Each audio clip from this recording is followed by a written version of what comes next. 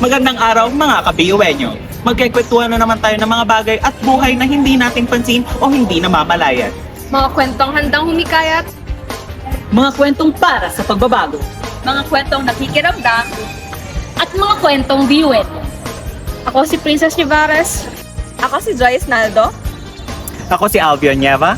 Ako si Sylvine Morta. At ako naman si Frances Raquel Punzalat. Ito ang Rated Psych.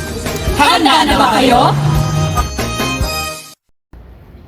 Welcome to Family Bead. We have surveyed 100 people. Name a school in Region 5 which was created in 1969. Bicol University? Survey says... The Bicol University is a state university in the Bicol region created on June 21, 1969 through the passage of the Republic Act 5521 to the leadership of historian lawyer Dr. Ricardo A. Arcilla, who, as Bicol University's first president, has been given charge over the institution for its decade of existence. Now we have Joyce here to answer the next question. Now Joyce, name the 4 pillars of Bicol University. Character, service, leadership, scholarship. Survey says...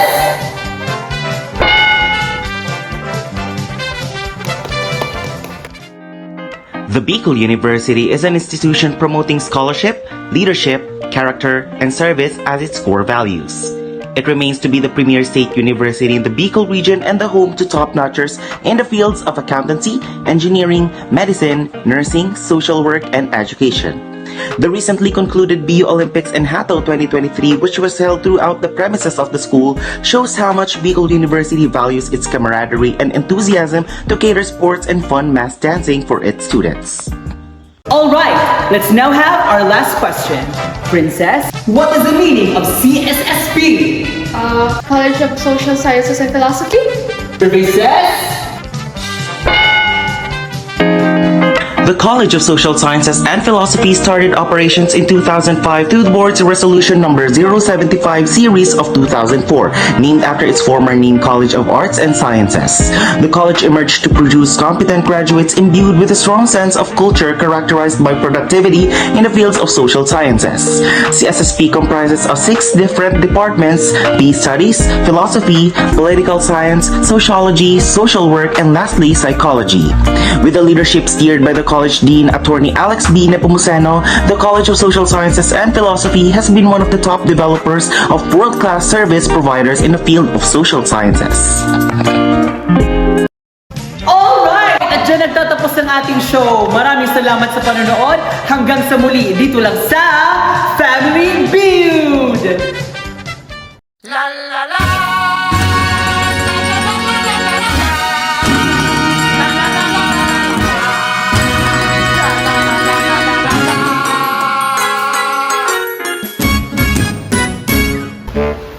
Bakit ako nag-psychology?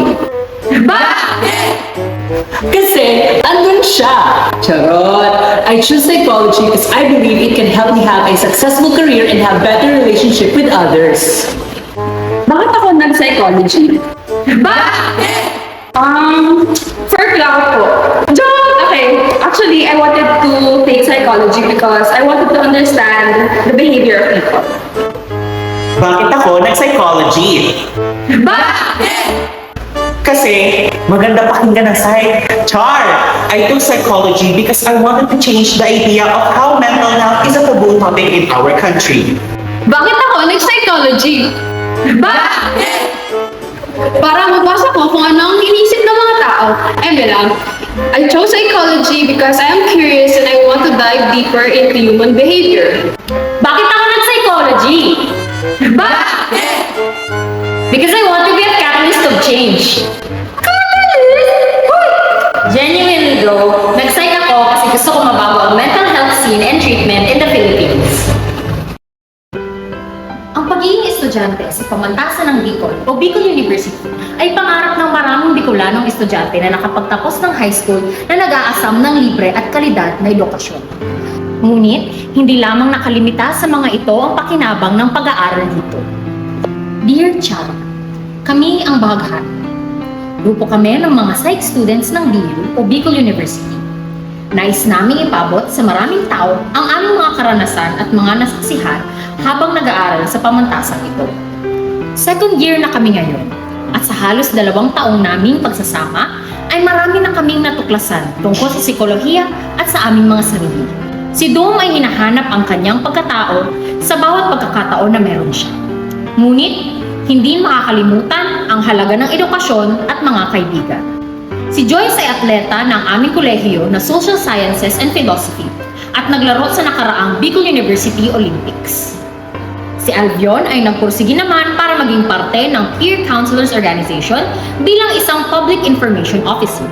Lately, he's been doing fine with all the academics and he recently enjoyed making publication materials.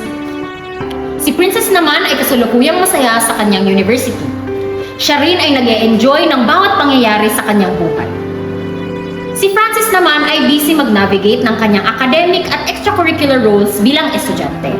Pero so far, she's going with the flow by taking on any challenge that may come her way. Iba't iba man ang aming pinanggalingan at patutunguhan sa buhay, iisa lamang ang layunin namin bilang mga tagapagtaguyod ng psikolohiya. Ito ay ang pagpapalaganap ng mga katotohanan tungkol sa mental health at makapagsilbi sa aming mga kapwa.